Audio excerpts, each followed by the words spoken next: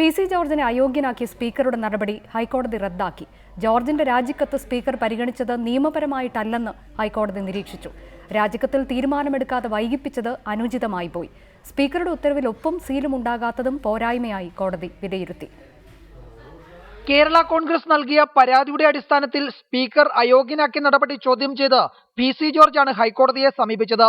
രാജിക്കത്ത് നൽകിയത് പരിഗണിക്കാതെ ചീഫ് വിപ്പ് തോമസ് ഉണ്ണിയാടൻ നൽകിയ പരാതിയിൽ സ്പീക്കർ ഉത്തരവിടുകയായിരുന്നുവെന്ന് പി.സി. ജോർജ് ചൂണ്ടിക്കാട്ടി. ജോർജ് ഉന്നയിച്ച വാദങ്ങൾ കണക്കിലെടുത്താണ് ഹൈക്കോടതി സ്പീക്കറുടെ ഉത്തരവ് റദ്ദാക്കിയത്.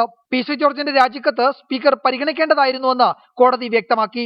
ജോർജിന് പറയാനുള്ളത് കൂടി ഇക്കാര്യത്തിൽ സ്പീക്കർ കേൾക്കേണ്ടതായിരുന്നു. പി.സി. ജോർജിന്റെ രാജിക്കത്ത് സ്പീക്കർ പരിഗണിച്ചത് നിയമപരമായിട്ടല്ലെന്നും കോടതി നിരീക്ഷിച്ചു. ഒരംഗം രാജിവെച്ച ശേഷം അത് സ്വീകരിക്കാതെ കൂറുമാറ്റ നിയമപ്രകാരമുള്ള പരാതി പരിഗണിച്ചത് ഉചിതമായില്ല. സ്പീക്കർക്ക് ലഭിച്ച രാജിക്കത്ത് പരിഗണിക്കേണ്ടതായിരുന്നുവെന്ന് കോടതി അഭിപ്രായപ്പെട്ടു. തന്നെയുമല്ല, ജോർജിനെ അയോഗ്യനാക്കിക്കൊണ്ട് പുറപ്പെടുവിച്ച ഉത്തരവിൽ സ്പീക്കറുടെ ഒപ്പും സീലും ഉണ്ടായിരുന്നില്ല. എന്നാൽ ഈ വിഷയത്തിൽ കൂടുതൽ നിരീക്ഷണങ്ങൾ നടത്തുന്നില്ലെന്നും ഹൈക്കോടതി വ്യക്തമാക്കി.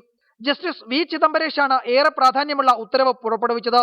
സ്പീക്കറുടെ തീരുമാനം ഹൈക്കോടതി റദ്ദാക്കിയെന്ന ഭരണഘടനാപരമായ പ്രത്യേകത ഈ ഉത്തരവിനുണ്ട്. ആ നിലയ്ക്ക് ഈ ഉത്തരവ് പരക്കെ ചർച്ചയാകും. തന്നെയുമല്ല, സ്പീക്കർ രാഷ്ട്രീയ സമ്മർദ്ദത്തിന് വിധേയനായി പ്രവർത്തിച്ചുവെന്ന ആക്ഷേപം തെരഞ്ഞെടുപ്പ് വേളയിൽ ഉന്നയിക്കാനും ഈ വിധി കാരണമാകും.